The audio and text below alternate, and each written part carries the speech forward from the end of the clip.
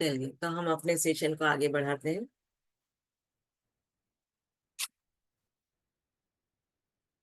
Doctor Joseph Murphy की book आपके अवचेतन मन की शक्ति का स्वाध्याय हमारा चल रहा है।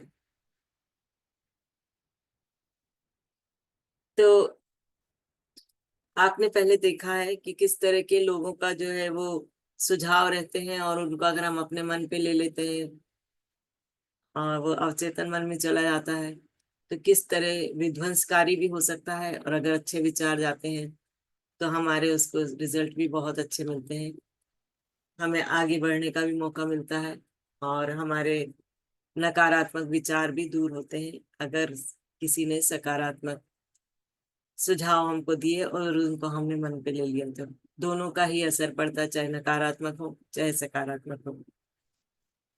तो अब आगे आगे उन्होंने बताया है किस तरह सुझाव ने एक आदमी की जान ली।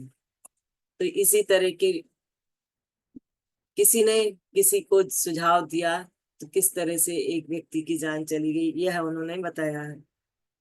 मेरे दूर के एक रिश्तेदार ने भारत की एक मशहूर महिला अभी भविष्य वक्ता से अपना भविष्य पूछा। जनरली लोग पूछते हैं, किसी को भी देखेंगे एस्ट्रोलॉजिस्ट को तो उससे अपने भविष्य के बारे में पूछते हैं। तो ऐसे ही उनके रिश्तेदार ने किसी से पूछा, तो ज्योतिषी ने उसे बताया कि उसका दिल बहुत कमजोर है और वह अगली अमावस्या को मर जाएगा। मेरा रिश्तेदार स्तब्ध रह गया। उसने अपने परिवार के हर व्यक्ति को भविष्यवाणी बताई। जब उसने ज्योतिष से पूछा और उसने कहा कि आप अगले अमावस्या को मर जाओगे, तो उन्होंने अपनी ये बात, ये भविष्यवाणी परिवार के सभी लोगों को बताई। उसने अपने वकील से मिलकर वसीयत ठीक करवा ली। जब मैंने उसे उसके विश्वास के से डिगाने की कोशिश की, तो उसने मुझे बताया कि उस भविष्य वक्ता में अद्भुत पारलौकिक शक्तियां हैं। मतलब उसका बहुत ज्यादा उसके ऊपर प्रभाव पड़ चुका था, तो वो कुछ भी सुनने को तैयार नहीं था। वह भविष्य वक्ता लोगों का बहुत भला या बुरा कर सकती है। उसे भविष्यवाणी की सच्चाई पर पूरा भरोसा था। जब अमावस्या करीब आने लगी, तो वह खोया खोया रहने लगा। एक महीने पहले यह आदमी खुश, स्वस्थ, उत्साही और जोशीला था। अब वह बीमार दिखने लगा। अमावस्या के दिन उसे बहुत बड़ा हार्ट अटैक आया। वह मर गया। हालांकि उसे यह पता ही नहीं चला कि उसकी मौत का कारण वह खुद था। हम में से कितनों ने इस तरह की कहानियां सुनी है और यह सोचकर थोड़े कांपे भी हैं कि यह दुनिया रहस्यमयी अनियंत्रित शक्तियों से भरी पड़ी है। हाँ, दुनिया शक्तियों से भरी पड़ी है, लेकिन वह ना तो रहस्यमय है और ना ही अनियंत्रित है। मेरे रिश्तेदार ने खुद अपनी जान ले ली, क्योंकि उसने एक सशक्त सुझाव को अपने अवचेतन मन में दाखिल होने दिया। उसे भविष्यवक्ता की शक्तियों पर भरोसा था, इसलिए उसने उसकी भविष्यवाणी को पूरी तरह से स्वीकार कर लिया था। आइए अवचेतन मन की कार्यविधि की जानकारी के आधार पर इस घटना को देखें। अब वो यह बता रहे हैं कि अवचेतन मन की जानकारी के हिसाब से हम इस घटना को देखें कि वो क्या है। व्यक्ति का चेतन या तार्किक मस्तिष्क जिस बात पर यकीन करता है, अवचेतन मन उसे स्वीकार कर लेता है और उसके अनुरूप कार्य करता है। मतलब जिस बात को अगर चेतन मन ने स्वीकार कर लिया है, तो वो अवचेतन मन भी बिना किसी विरोध के उसे स्वीकार कर लेता है और उस पर अपना कार्य करना शुरू कर देता है।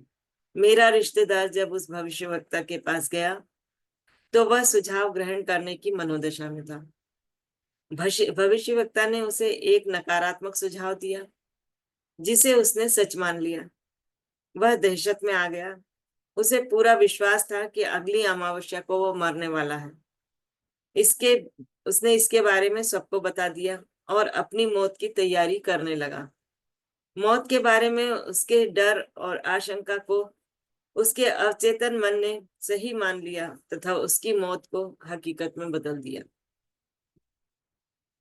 जिस महिला ने उसकी मौत की भविष्यवाणी की थी, उसकी शक्ति मैदान के पत्थरों और लकड़ियों से ज्यादा कुछ भी नहीं थी। उसके सुझाव में जान लेने की शक्ति नहीं थी।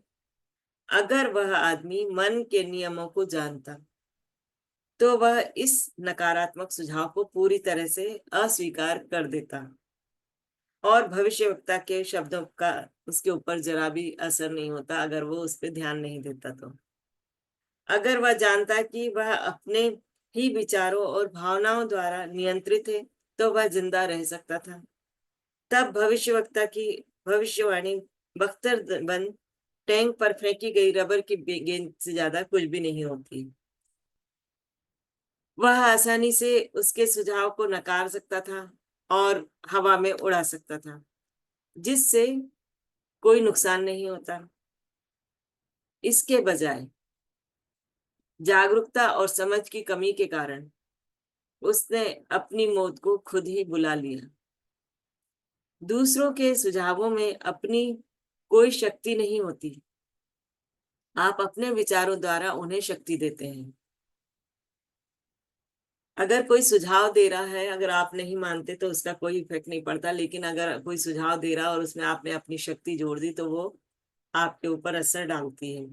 आपको अपनी मानसिक सहमति देनी होती है, आपको उस विचार को स्वीकार करना होता है, तब वह विचार आपका बन जाता है और आपका अवचेतन मन उसे साकार करने के लिए काम करता है। याद रखें, आपके पास चुनने की क्षमता है। जिंदगी चुने, प्रेम चुने और सेहत चुने।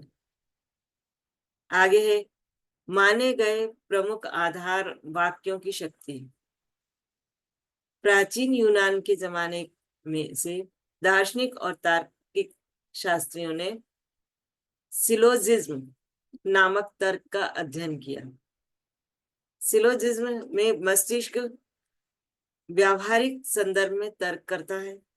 इसका मतलब यह है कि आपका चेतन मन जिस प्रमुख आधार वाक्य को सच मानता है उसी से वह निष्कर्ष तय होता है। जिस पर आपका अवचेतन मन पहुंचेगा, इस बात से कोई फर्क नहीं पड़ता है कि वह सवाल या समस्या कौन सी है। अगर आधार वाक्य सही है तो निष्कर्ष अवश्य ही सही होंगे। उदाहरण के लिए, हर गुण प्रशंसनीय है। दयालुता एक गुण है, इसलिए दयालुता प्रशंसनीय है। या यह सभी निर्मित चीजें बदलती हैं और खत्म होती हैं। मिस्र के पिरामिड निर्मित है, इसलिए पिरामिड बदलेंगे और खत्म भी होंगे।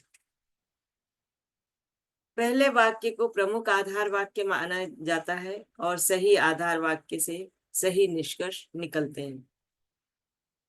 कॉलेज के एक प्रोफेसर ने न्यूयॉर्क सिटी के टाउन हॉल में मस्तिष्क विज्ञान पर मेरे कुछ भाषण सुने। वे बाद में मुझसे मिलने आए। उन्होंने मुझसे कहा, मेरे जीवन में हर चीज गड़बड़ है। मैं अपनी सेहत, दौलत और मित्र गंवा चुका हूँ। मैं जिस चीज को छूता हूँ बिगड़ जाती है। मैंने उन्हें समझाया कि उनकी समस्याएं तार्किक रूप से उनके आत्म विनाशक प्रमुख आधार वाक्य से उत्पन्न हुई है। अपने जीवन को बदलने के लिए उन्हें अपने चिंतन में एक नया प्रमुख आधार वाक्य स्थापित करना होगा।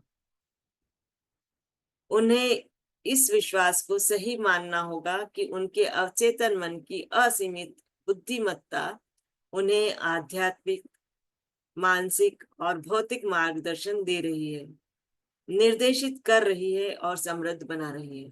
मतलब उन्हें अपने आधार वाक्य को बदलना पड़ेगा।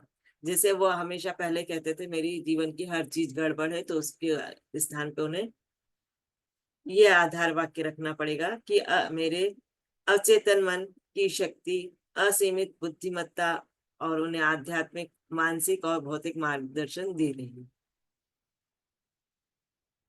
जब वे ऐसा करेंगे तो उनका अवचेतन मन अपने आप उन्हें समझदारी से निर्णय लेने के लिए निर्देशित करेगा, उनके शरीर का उपचार कर देगा और उनकी मानसिक शांति लौटा देगा।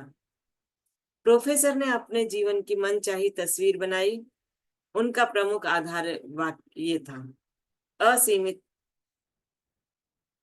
बुद्धिमत्ता हर तरीके से मुझे मार्गदर्शन दे रही है। मैं पूरी तरह स्वस्थ हूँ। मेरे मस्तिष्क तथा शरीर में सामंजस्य का नियम काम करता है। मेरे पास सौंदर्य, प्रेम, शांति और प्रचुरता है। सही कर्म और देवी विधान के सिद्धांत मेरे पूरे जीवन को शासन करते हैं।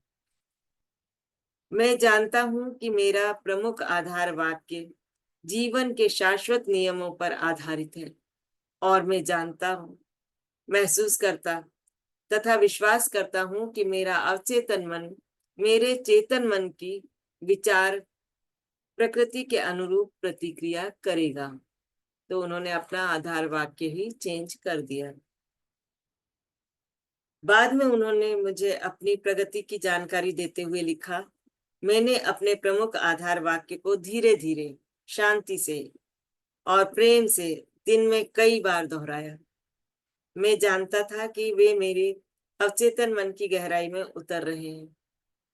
जब बार बार किसी वाक्य को दोहराया जाता है तो वो हमारे अवचेतन मन की गहराई में उतरने लगते हैं। मुझे यकीन था कि मुझे मस्तिष्क के नियमों के आधार पर परिणाम मिलेंगे। मैं आपके साथ हुई बातचीत के लिए बहुत कृतज्ञ हूँ और मैं यह भी कहना चाहूंगा कि मेरे जीवन के सभी क्षेत्र में बहुत सुधार हो रहा है और यह कारगर है। तो हम अपने